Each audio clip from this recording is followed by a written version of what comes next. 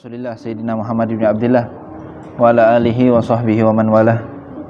Nawaitu ta'aluma wa ta'lim wa nafa'ul intifa' wa tadhakur wa tadhkir wal ifadata wal istifada wal hatha ala tamassuki bi kitabillahi wa sunnati rasulih wa da'wata ilal huda wa dalalata alal khair ibtigha wajhihi wa qurbihi wa thawabihi subhanahu wa ta'ala. Allahumma alimna ma yanfa'una wa anfa'na bima 'allamtana ya rabbal alamin. Alhamdulillah. Sampai mana kita? Bait 31. Okay. 31. Kira usah pakai ini ya, ya. Enggak usah. Baik. Kita mengetahui bahwasanya sifatnya Allah Subhanahu wa taala itu kan ada 20. Ada 20. Ya. Ada 20. Nah, 20 ini nanti dibagi menjadi 4 bagian. Ada yang namanya sifat Allah Subhanahu wa taala. Yang pertama itu namanya nafsiyah. Ini pembagian sifat-sifatnya Allah. Nafsiyah ini nanti yang ada al-wujud. Ya, sifat pertama Allah Subhanahu wa taala ada artinya. Kenapa kok al-wujud ini dinamakan sifat nafsiyah? Artinya nafsiyah itu diri sendiri, zat. Artinya keberadaannya Allah ini keberadaan Allah Subhanahu wa taala itu tidak beda dan tidak lain, memang itu zatnya Allah. Kayak misalkan saya katakan bahwasanya saya ini ada. Sampean melihat sayanya atau melihat adanya? Kan melihatnya saya, ya. Ada itu cuman ada di dalam pikiran saja, ya. Sampai tidak mungkin saya melihat ada, ya, supermarket kui, ya, ada supermarket ada itu, ya. Tidak. Jadi ada ini, ya, sifat keberadaan itu tidak nampak. Sampai tidak mungkin bisa melihat sifat apa? Keberadaan. Kalau ada orang yang mengatakan saya melihat keberadaan, sampai harus mengatakan apa yang ada, ya. Jadi maka dari itu dinamakan sifat nafsiyah. Seakan-akan wujud ini sifat adanya Allah, ya. Jadi Allah dan ada ini menjadi satu, ya. Tidak bisa kita lihat di luar kecuali yang ada cuman Allah Subhanahu wa taala. Paham ya? Yang pertama nafsiyah. Yang kedua, ya. Ada namanya sifat Allah nanti dibagi menjadi salbiyah. Salbiyah ini ada qidam, baqa, mukhalafatu lil hawadits, terus qiyamuhu binafsihi. Loh, mana apa ini? Tidak tahu. Oh. Kok agak angel lagi? Papan tulisnya menjiwai itu. Oh, ini kok kayak permanen tuh. Tidak bisa terhapus ini. Ya, qiyamuhu binafsihi. Ini salah ini sebenarnya. Nek sampean paham nahwu ini salah. Jadi kalau ada hak itu mudhof ilaih, enggak boleh ada alif di sini. Qiyamuhu binafsihi ala kulli hal. Qidam baqa mukhalafat qiyamuhu binafsihi wahdaniyah.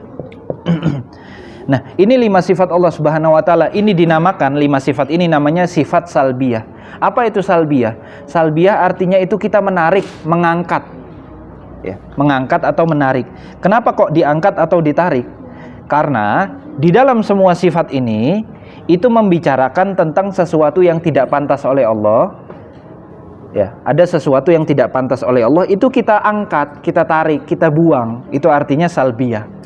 Ya, contohnya qidam. Qidam ini bahasa definisinya qidam itu artinya la awwalalahu, tidak memiliki awal, ya. Pokoknya sifat yang dinamakan salbiyah definisinya pertamanya itu pasti ada tidaknya. Pasti itu. Qidam kan biasanya kita menyebutnya maha lampau, tapi definisi yang betul adalah tidak memiliki awal. Kalau baqa yang maha abadi berarti apa definisinya? Tidak memiliki akhir, ya. Mukhalafatuhu lil hawadits, tidak mirip dengan makhluk.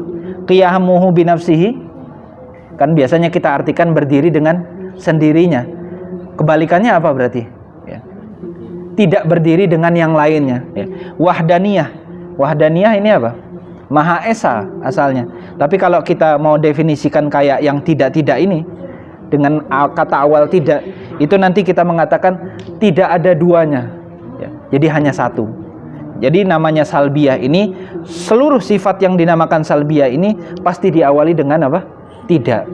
Karena untuk mentiadakan sesuatu yang tidak pantas. Karena kalau misalkan Allah ini memiliki awal, itu tidak pantas. Tuhan kok memiliki awal? Manusia, makhluk oke, memiliki awal.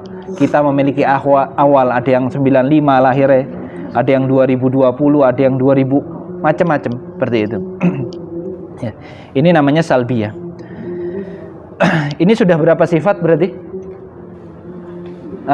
Sudah 6. Nafsiyah 1, salbiyah berapa?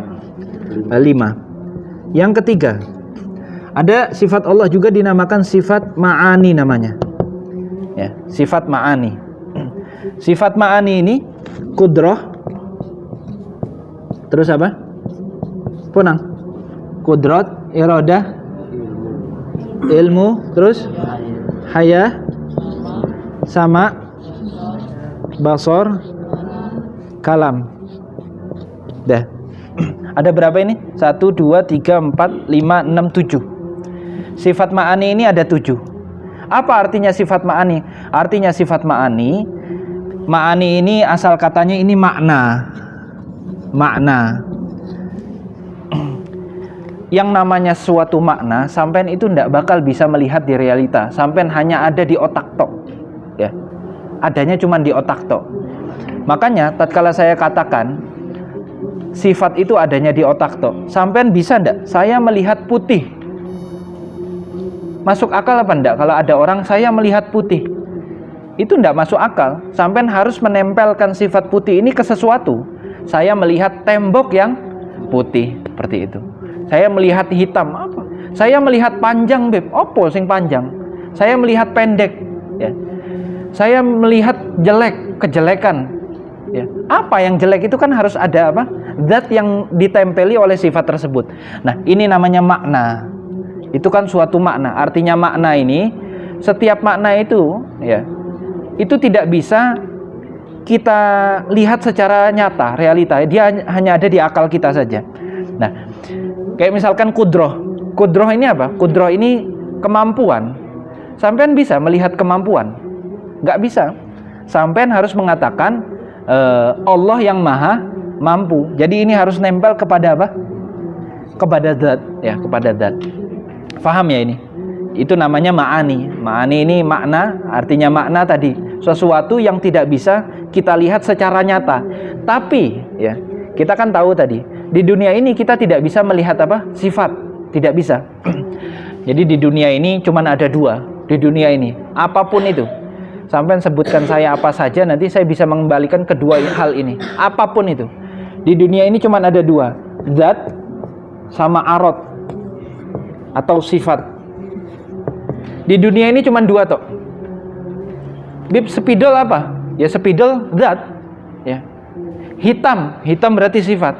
Sampai sebutkan apa saja, saya bisa mengembalikan ke dalam 2 hal ini.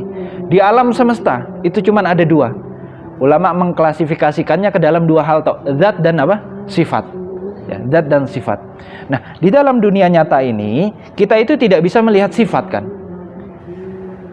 Zat ini sesuatu yang berdiri sendiri. Kita bisa lihat dia dan berdiri sendiri. Kalau sifat ini tidak mungkin bisa berdiri sendiri kecuali dia nempel kepada apa? Zat. Gak mungkin dia bisa berdiri sendiri. Kalau misalkan ada sifat bisa berdiri sendiri, artinya dia bukan apa? Bukan sifat. Gak mungkin, ya. Bukan sifat. Kayak tadi putih. Saya melihat putih, enggak. Putih sama apa? Dia harus berdiri dengan zat, seperti itu. Dan di dunia nyata tadi saya katakan sifat ini kita tidak bisa melihatnya, ya. Tidak bisa melihatnya sendirian. Dia harus nempel dengan suatu zat. Beda halnya dengan sifat Allah, kudroh. Allah maha mampu. Allah memiliki kemampuan untuk menciptakan sesuatu dan mentiadakan sesuatu. Kemampuan, keinginan, ilmu, haya, semuanya ini kalau Allah pengen, kalau Allah ingin, ini bisa kita lihat. Kalau Allah ingin, tapi Allah tidak mau. Beb, kok bisa sifat bisa dilihat? Wallahu a'lam. Hanya sifat Allah saja. Kalau kita kan, sampai misalkan saya bisa menulis. Bisa menulis itu sifat. Ya, bisa menulis sifat. Tatkala saya menulis, itu sifat apa bukan? Bukan sifat, itu pekerjaan saya. Pekerjaan, ya. Pekerjaan itu namanya. Nanti walaupun para ulama mengklasifikasikan pekerjaan itu masuknya ke zat atau ke sifat, dia daripada cabang sifat. Karena timbulnya dari mana? Dari sifat. Tapi tatkala orang menulis, oh, orang itu memiliki sifat sedang menulis, kan enggak? Ya. Orang itu bisa menulis tatkala dia menulis, ya. Tidak bisa kita katakan, oh, dia orang yang sedang menulis, bukan, ya. Kita katakan dia ini orang yang bisa menulis dan itu pekerjaannya. Jadi bisa dimengerti ya. Setiap pekerjaan kita di dunia ini itu timbulnya dari sifat. Setiap pekerjaan ya. Kita melakukan keburukan di alam semesta ini, melakukan maksiat. Kan pekerjaan itu.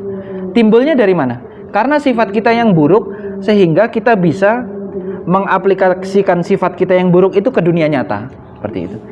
Nek misalkan jenengan orang yang apik, orang yang baik, itu sampean bisa melakukan taat karena apa? Karena sampean memiliki kekuatan, yaitu sifat sampean ini punya kemampuan untuk berbuat baik. Makanya sampean bisa berbuat ibadah seperti itu. Nah, yang penting yang saya mau tanamkan di sini bahwasanya sampean tidak bisa melihat sifat di dunia nyata ini. Tidak mungkin. Dan tidak masuk akal, ya, tidak masuk akal. Kecuali sifat Allah. Sifat Allah bisa kita lihat kalau Allah pengen, kalau Allah ingin, tapi Allah tidak ingin sayangnya. Ya. Allah tidak ingin dan kita dilarang. Ya. Tapi kata para ulama, kalau misalkan Allah inginkan, kita bisa melihat sifatnya tok. Piye kuwi? Wallahu a'lam, orang ngerti, ya. Ini namanya sifatul ma'ani. Ini bedanya sifat Allah dan sifat manusia, ya. Jadi pada dasarnya kalau misalkan ada yang berkata, "Beb, kita punya kemampuan enggak?" Punya. Allah punya kemampuan enggak? Punya. Berarti sama dong.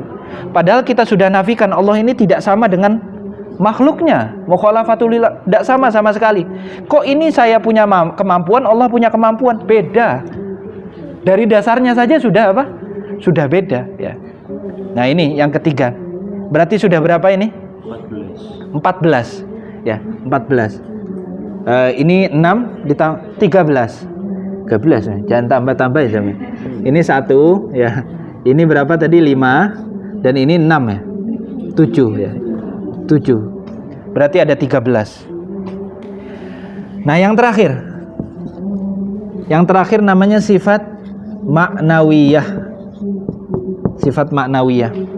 Apa sifat ma'nawiyah? Habis basor kalam terus apa nang? Ilmu haya sama basor kalam. Qadiron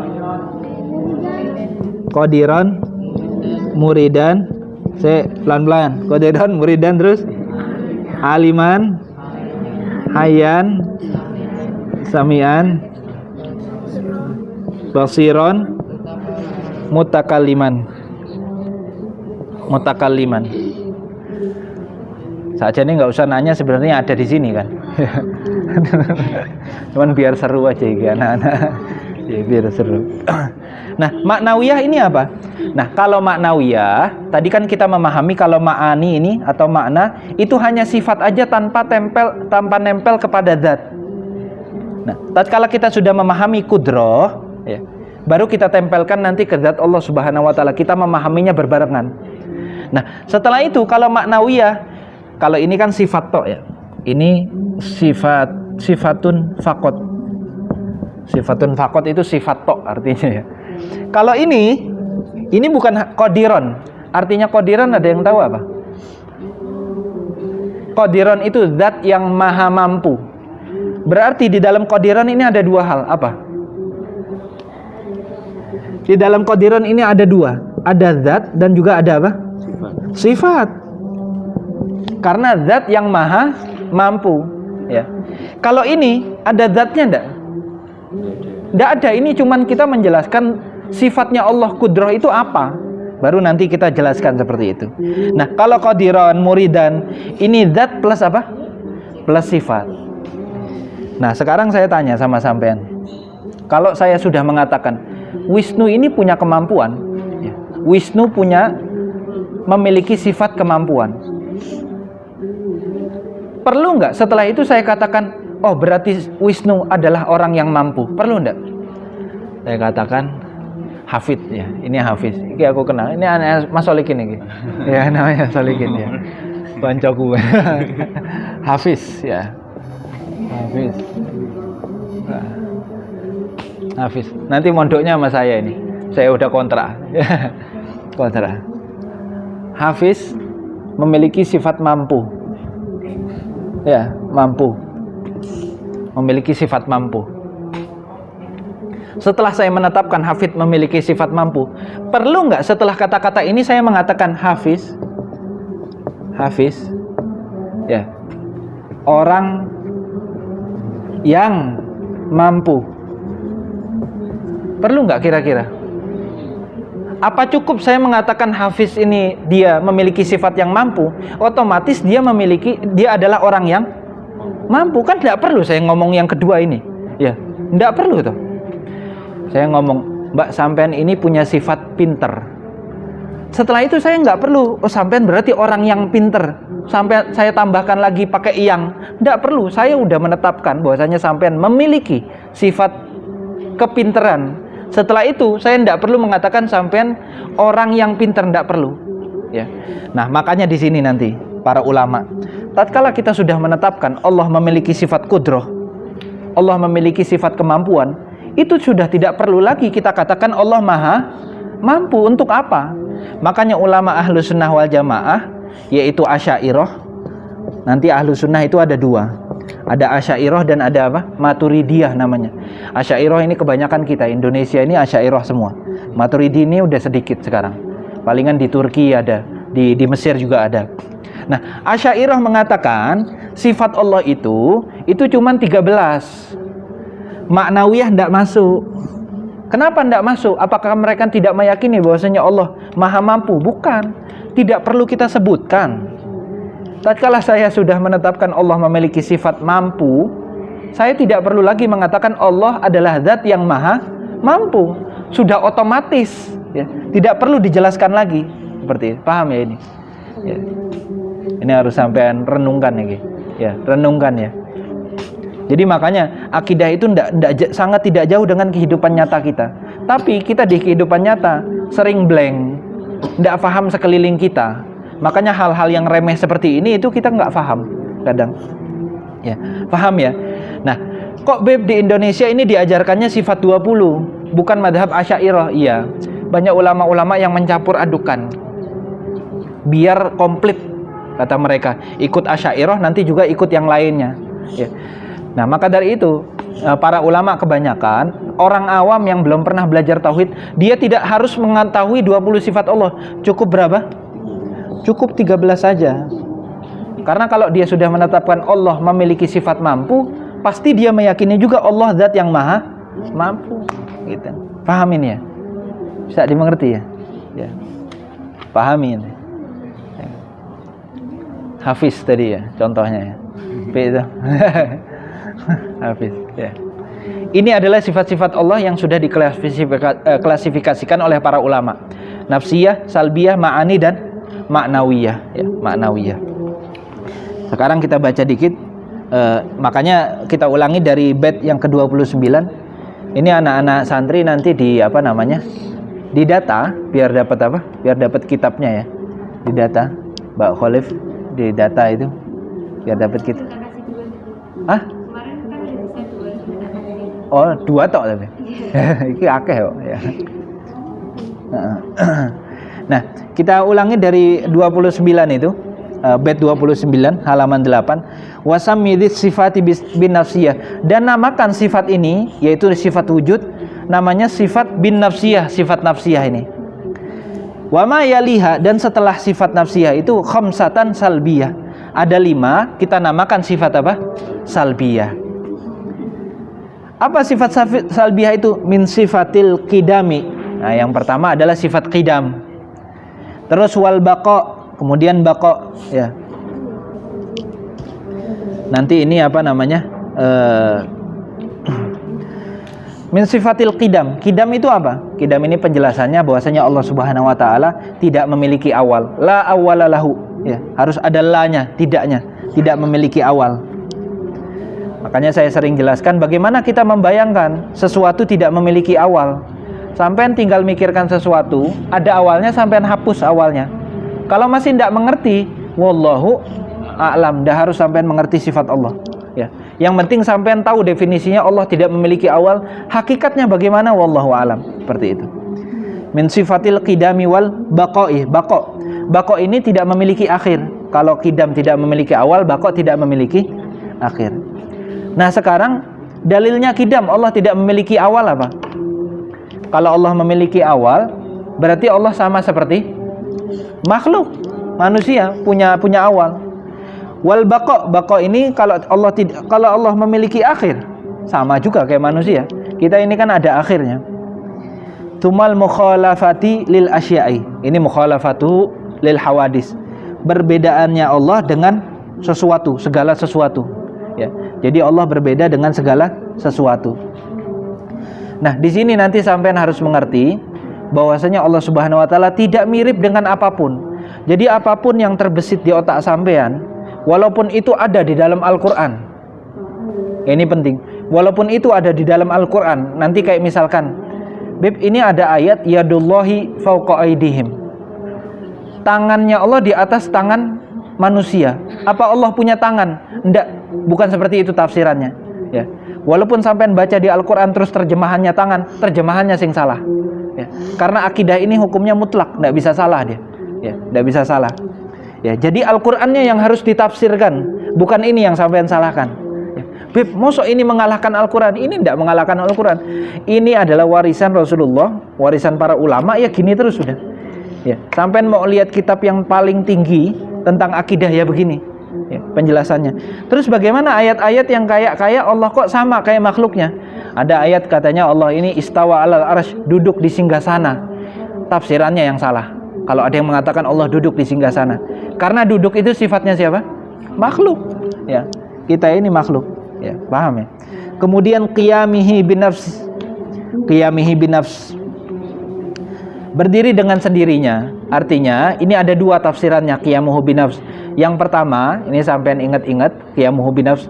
Allah ini tidak butuh dengan sesuatu yang mengadakan Allah atau menciptakan Allah. Itu artinya qiyamihi binafs, ya. Allah tidak butuh dengan zat yang menciptakannya lagi. Arti yang kedua dari qiyamuhu binafsihi, Allah tidak butuh dengan sesuatu, dengan tempat. Ya, Allah tidak butuh dengan apa? Dengan tempat. Allah tidak butuh dengan tempat. Ya. Itu dua arti daripada qiyamuhu binafsihi. Terus dalilnya apa? Dalilnya kalau misalkan Allah ini butuh dengan zat yang menciptakan Allah. Contoh ya. Misalkan ilah. Di sini Tuhan. Ilah itu artinya Tuhan. Ilahun, ya. Tuhan ini membutuhkan dengan zat yang menciptakannya lagi. Ini ada yang pencipta, Khalik. Ya berarti ini bukan Tuhan. Tuhan kok diciptakan? Ya, tidak pantas itu. Ya. Nah, kalau kita katakan Allah ini memiliki zat yang menciptakannya, berarti Allah bukan Tuhan nantinya. Ya, dan itu nggak masuk akal seperti itu ya. Dan terus nggak habis-habis. Itu sama kayak perkara ayam dan apa? Ayam dan telur. Orang barbar gue. Ya. Ayam diciptakan dari telur, telur diciptakan dari ayam. Orang barbar gue. Ya, orang barbar. Jawaban yang benarnya pertama ayam dulu, Mas. Ya, ayam dulu. Bukan karena saya menyebut ayam orang iki jawaban sing ilmiahnya.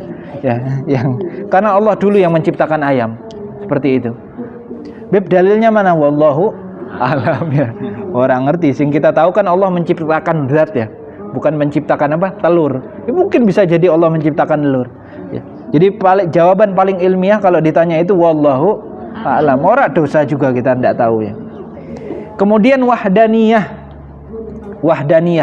Wahdaniyah ini artinya Allah Maha Esa. Ada muta'addud. Allah tidak berbilang. Ya. Karena kenapa? Saya pernah jelasin ini di beberapa tahun lalu. Kalau Tuhan ini ada dua, itu pasti masalah. Pasti masalah. Kalau Tuhan ada dua. Kalau ada yang mengatakan, Beb, kalau presiden ada dua, masalah enggak? Enggak harus masalah. Ini jangan kebayang apa-apa ya sampean. Karena di Malaysia itu rajanya ada 9. Di Malaysia rajanya itu ada 9. Walaupun nanti yang ditunjuk menjadi apa? Kayak perdana menteri cuma satu, tapi tetap rajanya ada 9, dan masing-masing dari raja itu bisa menentukan sesuatu. Ya, buktinya aman-aman saja. Berarti Beb, kalau kita katakan kalau Tuhan itu ada 2 itu bakal repot, ternyata itu salah. Ya. Enggak, kita katakan gini, itu di dunia. Kalau Tuhan ini ada 2, kita bayangkan saja. Kalau 2 Tuhan A dan B ini sepakat ya, menciptakan sesuatu, menciptakan, saya mau, yang A ngomong, saya mau menciptakan Wisnu ini ganteng, misalkan ya, yang B juga oke, saya juga mau, sepakat. Ada apa itu? Oh, tumpah, hati-hati ya. Ngantuk. Oh, masih ngantuk. Siapa sih ngantuk? Oh, yang kecil, ya Allah. Sini Dek. Sini ngantuk, wis ngantuk iki. Kalau misalkan 2 Tuhan tadi dia sepakat, boleh enggak dua-duanya jadi Tuhan? Sepakat, Beb, ini dua-duanya pengen menciptakan Wisnu jadi ganteng. Berarti kan enggak ada masalah tuh. Boleh apa enggak? Dua-duanya jadi Tuhan? Enggak boleh, kenapa? Tuhan tidak boleh diskusi. Tuhan tidak boleh minta kesepakatan. Yang minta kesepakatan itu bukan Tuhan, ya. Jualan baju itu kesepakatan. Ya. Itu kalau misalkan Tuhannya dua-duanya sepakat. Kalau tidak sepakat, satunya mau, satunya tidak mau. Satunya mau Wisnu ganteng, satunya mau jelek. Ya. Bib, kita umpamakan dua-duanya nggak terjadi. Ternyata Wisnu tidak jadi diciptakan. Ya. Dua-duanya bukan Tuhan ini berarti ya. Wong dua-duanya Wisnu maunya ada, tapi yang satu maunya jelek, yang satu maunya cakep, ganteng, ya, bagus. Ternyata Wisnu tidak jadi diciptakan. Berarti apa? Ini dua-duanya bukan Tuhan. Ada yang berkuasa di atas mereka. Ya. Keinginan mereka tidak terjadi, ya. Berarti dua-duanya bukan Tuhan. Itu kalau misalkan apa? Dua-duanya tidak terjadi. Bib, kalau salah satu yang pengen Wisnu ini ganteng, ini menang. Ya. Yang kalah berarti pasti bukan Tuhan tuh. Masuk Tuhan kalah. Yang menang Tuhan bukan juga, masuk Tuhan tukaran sih. Ya. Ada yang enggak bisa. Makanya manusia itu kalau misalkan menentang Tuhan, ya Allah kok aku ngene sih, ya Allah. Kok aku ngene? Itu udah mau menyaingi Tuhan itu. Ya, menyaingi Tuhan itu secara tidak langsung seperti itu. Itu kalau Tuhannya apa? Salah satunya menang atau apa namanya? Dua-duanya apa? Kalah. Ya, dua-duanya kalah. Kalau dua-duanya menang juga tadi tidak bisa ya. Jadi tidak mungkin seluruh kemungkinan, sampean bolak-balik aja, Mbak. Coba. Sampean lagi mikir, iya ya kalau ada 2 Tuhan, dua-duanya menang piye? Tidak bisa juga. Masa Tuhan diskusi sih. Dua-duanya kalah, lebih parah lagi. Nek satu menang, satu kalah. Yang kalah pasti bukan Tuhan, yang menang pun bukan. Kenapa bukan Tuhan? Karena dia perlu tukaran sih. Ya. Perlu ada apa? Sikut-sikutan sih. Ya. Qiyamihi bin nafsi wahdaniyah fi dzati, di dalam zat, au sifatihi saniyah, atau dalam sifatnya Allah. Jadi zatnya Allah itu hanya satu, sifatnya Allah juga cuman satu. Jadi tidak ada misalkan Allah ini punya sifat kudrah. Kudrahnya Allah ini ada 2, tidak. Kudrahnya Allah hanya satu, ya, tapi mencakup seluruh sesuatu. Au sifatihi, itu artinya au sifatihi saniyah. Saniyah itu yang mulia, yang tinggi, ya. Nanti insya Allah di pelajaran selanjutnya, ingetin saya ini, kita di Wahdaniyah ini akan ada pembahasan nanti, bahwasanya seluruh sesuatu yang di alam semesta ini itu tidak ada yang bisa melakukan sesuatu kecuali Allah yang melakukannya itu, ya.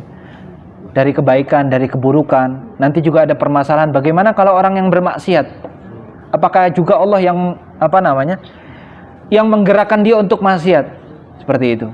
Jadi kalau ada orang yang berdalil, Bib, saya maksiat karena takdir. Nah ini insya Allah di pertemuan selanjutnya kita bahas ya. Ada pertanyaan? Oke, penuh.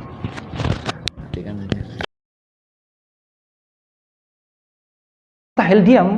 Jadi, nah, tubuh itu ima bergerak atau tidak? Sekarang saya tanyakan, tatkala tubuh bergerak, apakah dia mungkin nantinya diam? Ya mungkin saja. Sekarang saya bergerak, nanti diam. atau diam nantinya apa? Bergerak. Jadi mungkin saja.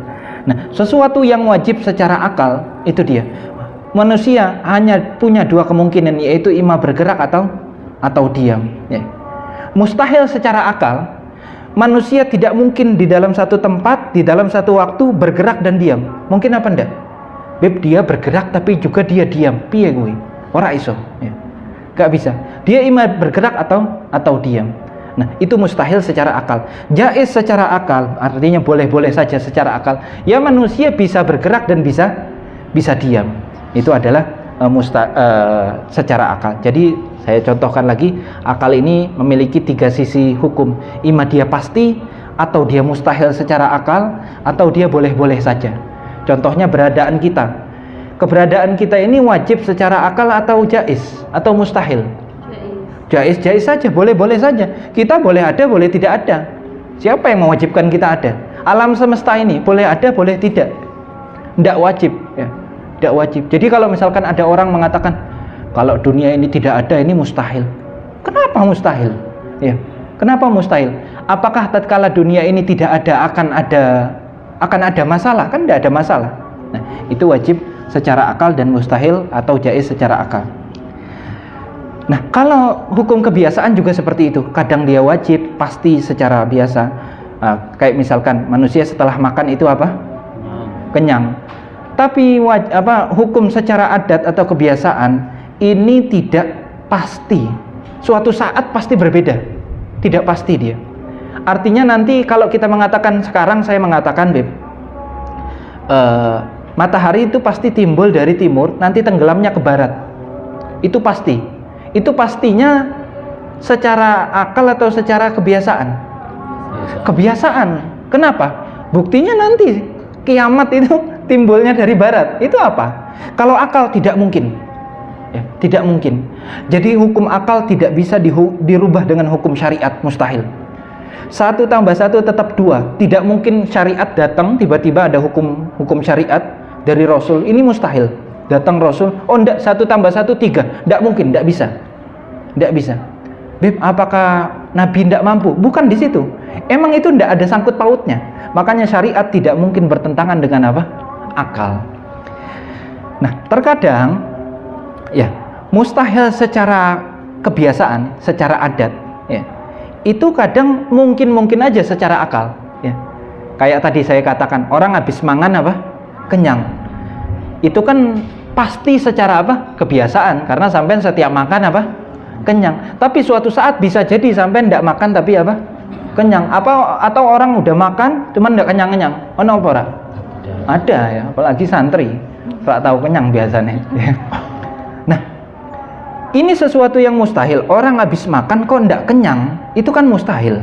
Tapi mustahilnya secara akal atau secara kebiasaan? Secara kebiasaan saja. Ya. Bisa jadi dia itu habis makan tapi tidak kenyang. Nah, inilah yang kita sebut mustahil secara adat, tapi mungkin saja atau jaiz secara apa? Secara akal. Ya. Jadi kalau sudah mustahil secara akal, itu pasti mustahil secara kebiasaan dan pasti mustahil secara syariat. Pasti itu sudah. Pasti. Makanya Rasulullah itu tidak perlu, atau nabi-nabi sebelum beliau itu tidak perlu memberitahu bahwasanya alam semesta ini ada penciptanya. Itu tidak perlu. Kenapa? Karena akal kita sudah bisa dengan sendirinya untuk menangkap bahwasanya alam semesta ini pasti ada yang buat. Itu tidak perlu sudah. Ya. Makanya kalau misalkan ada dulu ini tapi tidak usah nek sampean cerita sama orang awam agak agak abu-abu ya. Rodok saru. Dulu ada yang mengatakan, guru-guru saya mengatakan, ada hukum yang tidak ditetapkan oleh Allah. Ini hukum ada di dunia ini, tapi Allah tidak menetapkannya. Itu apa? Ada yang tahu? Kalau tahu kasih kopi. Ya. Ada hukum di dunia ini, ya, yang tidak ditetapkan oleh Allah, yaitu apa? Keberadaannya Allah. Ya. Jadi misalkan kita contohkan, Rasul tidak diutus sama Allah, tidak ada Rasul, tidak ada Nabi. Ini misalkan di alam semesta ini, di dunia ini tidak ada Rasul, tidak ada Nabi. Apakah keberadaan Allah tidak ada? Ya. Ya tidak, tetap keberadaan Allah itu ada Rasul ataupun tidak ada. Itulah salah satu hukum yang Allah tidak tetapkan tapi ada dengan sendirinya. Ada dengan sendirinya. 1 tambah 1 2. Makanya nek misalkan ada orang kok bertentangan dengan akal ini, dia udah kalah. Nah, sebelum kita masuk ke kitabnya ini, kemarin saya kasih contoh itu, masih ingat pora ini, ikan. Ikan itu bisa ngomong apa ora? Ndak ya. Nek ikan ngomong, kira-kira mustahil apa jaiz atau mungkin secara akal? Dia mustahil secara adat, tapi mungkin saja secara apa? Mungkin aja secara akal, nggak ada masalah. Ya, mungkin aja secara akal. Sampean pernah nonton film Nemo? Ya, gua ngerti. Ya, film Nemo itu orang itu bisa, tapi tidak mungkin. Sampean tidak pernah bakal menemukan. Jadi mungkin secara akal ini bisa dibayangkan, bahkan bisa dibuat film. Tapi sampean cari orang yang sepinter-pinternya buat film, dia tidak bisa membayangkan tabrakan secara akal. Mustahil secara akal digabungkan, mustahil. Tidak bisa. Makanya mereka nggak pernah ada yang buat film 1 tambah 1 jadi 4. Mustahil. Ya, karena itu sudah mustahil. Tapi mereka bisa membayangkan ikan ini bisa ngomong. Ya, bisa ngomong. Misalkan ya, buaya itu kan jalannya kaki 4. Ya, buaya kaki 4. Tapi mereka bisa bayangkan buaya ini bisa berdiri. Buaya bisa berdiri ya? Bisa berdiri enggak? Enggak bisa ya? Wih gitu ya. Maaf ya, bukan saya loh. Ya. Buaya kampung ini. Ya. Nah, buaya itu enggak bisa berdiri, dia jalannya tiduran seperti itu. Tapi mereka bisa membayangkan buaya itu bisa berdiri. Sampai pernah nonton film Godzilla itu? Ya, ada lawannya buaya iso berdiri, subhanallah saya bilang. Itu mustahil secara apa? Kebiasaan saja, bukan secara akal. Karena kalau secara akal itu tidak mungkin terjadi di alam nyata, mustahil. Kapanpun, sampai di akhirat nanti. Ya, hukum akal tidak mungkin terpatahkan sampai di akhirat nanti. Ya, 1 tambah 1 dia tetap nanti di surga 1 tambah 1 tetap berapa? Tetap 2. Sesuatu itu pasti ada yang menciptakannya, itu sampai di akhirat pasti seperti itu. Ya, paham ya ini? Mudah-mudahan paham ya. Mudah-mudahan paham. Ada 2, sampean bisa mengembalikan. Kalau sampean bingung ya, cara mengembalikan ini hukum adat atau hukum akal, ini pasti secara akal atau mustahil secara akal, ada 2 cara. Sampean kembalikan kepada 2 cara ini. Yang pertama namanya mabda'ul huwiyah. Sampean sering dengar mungkin hakikat. Orang sering ngomong hakikat sesuatu. Sesuatu itu tidak bisa dibalik. Kalau sudah itu ya itu. Contohnya, saya katakan ini meja. Ya ini memang meja. Ya. Bisa enggak saya katakan ini gelas? Enggak mungkin. Kalau sudah meja ya meja. Ya. Beb, tapi ada Beb. Apa namanya? Mendoan itu, ya, mendoan. Mendoan itu kan gorengan apa?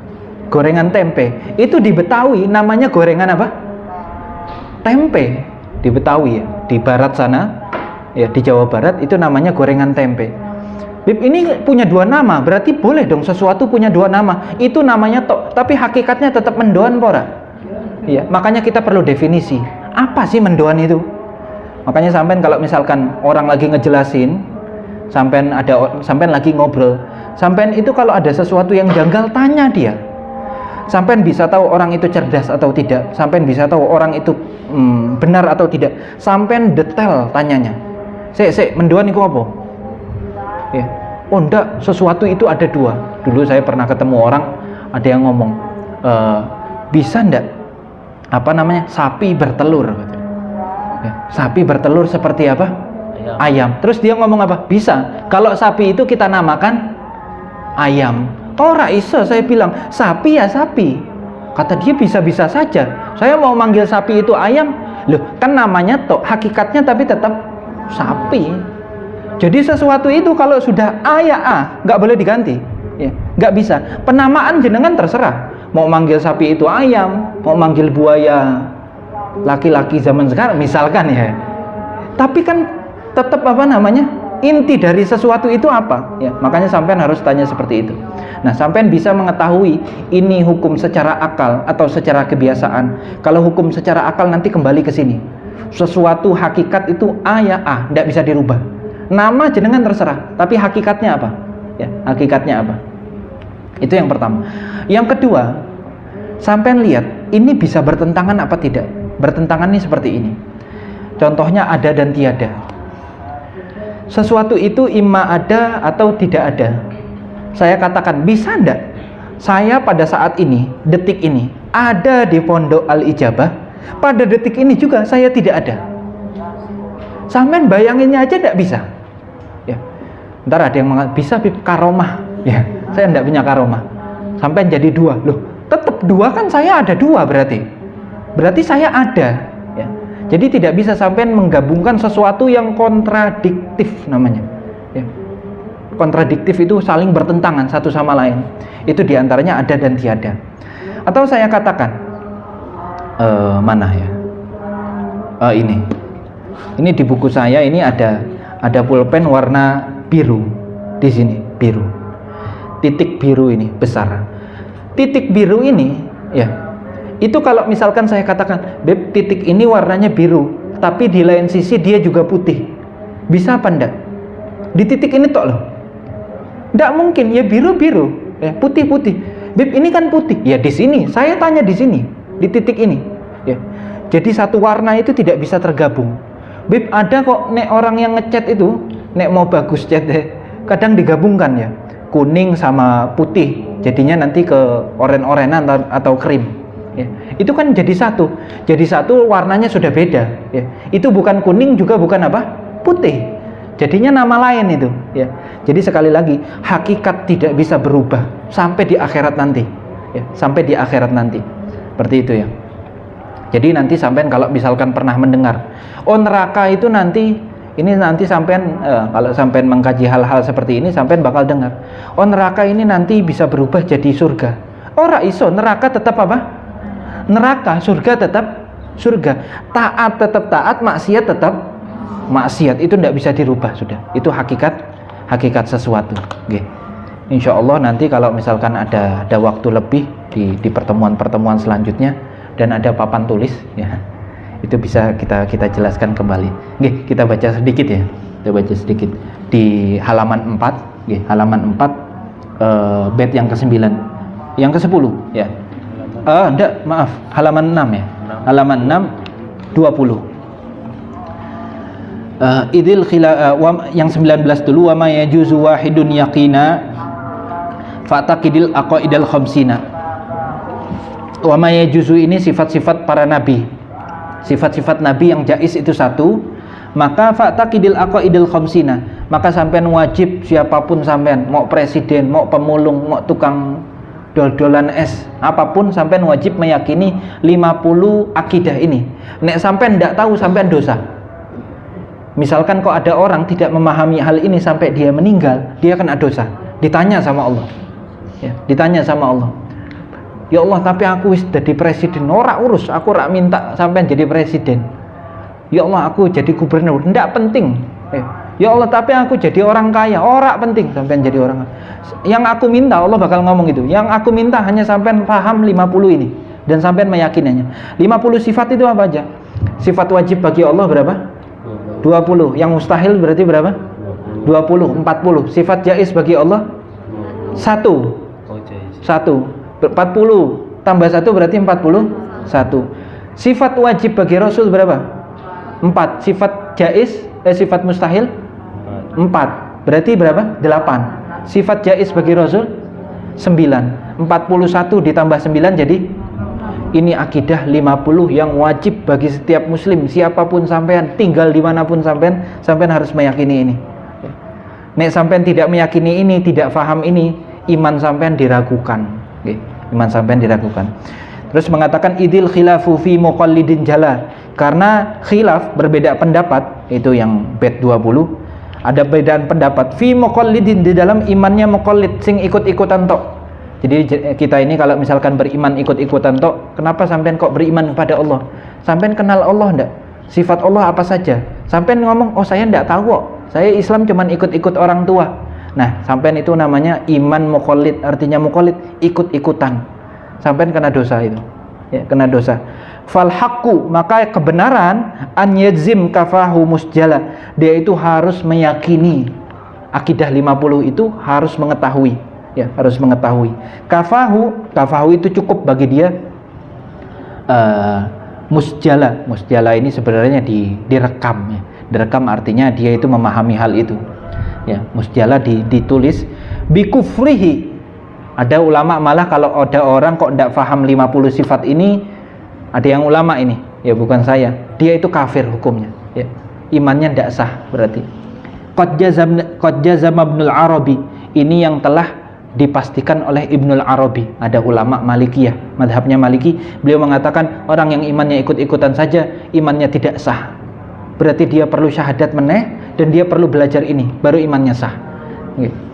Wa sawwaba Sanusi fil Muqarrabi, dan Imam Sanusi itu nama orang, Imam Sanusi itu wali besar, itu ulama dan wali besar, ya. Dan Imam Sanusi membenarkan, sawaba itu membenarkan, Imam Sanusi membenarkan fil Muqarrabi, ya, fil Muqarrabi ini di kitab-kitab beliau, artinya yang sudah dekat. Waqad atala fihi birraddi ala, dan beliau telah panjang lebar di dalam kitab itu, ya, birraddi ala, dengan menentang, membantah kepada man qala bil ajza'i, siapa yang mengatakan bahwasanya iman muqallid itu sah-sah saja, ya. Fafham tanbula, pahami ini jenengan bakal jadi orang pinter. Ini yang dikatakan Mbah Sahli, ya. Nah, ini tentang apa namanya? Tentang iman muqallid. Sampai situ saja, ya. Karena lagi puasa ini. Walaupun sudah buka tetap puasa, tapi ya. Puasa kan bukan siang toh, ya, malam puasa. Nah, jadi sampai situ insyaallah. Di pertemuan selanjutnya malam Senin insyaallah kita bertemu lagi, kajian bed yang kedua 3, sampai ulang-ulangi terus itu yang namanya 3 hukum tadi. Hukum itu diambil dari 3 sesuatu itu, ya. Dari akal dan dari apa? Dari kebiasaan, dari adat dan juga dari syariat atau dari penetapan manusia, ya. Nanti dari syariat ini hukum fikih di sini. Kita tidak ngambil dari sini, kita ngambil dari mana? Dari akal, ya. Kita menetapkan nanti bahwasanya akidah kita Ahlus Sunnah wal Jamaah ini sesuai dengan akal. Makanya para ulama kita itu cukup dengan akalnya sendiri membuktikan kebenaran akidah Ahlus Sunnah wal Jamaah. Subhanakallahumma wa bihamdika asyhadu an la ilaha illa anta astaghfiruka wa atubu ilaik. Assalamualaikum warahmatullahi wabarakatuh.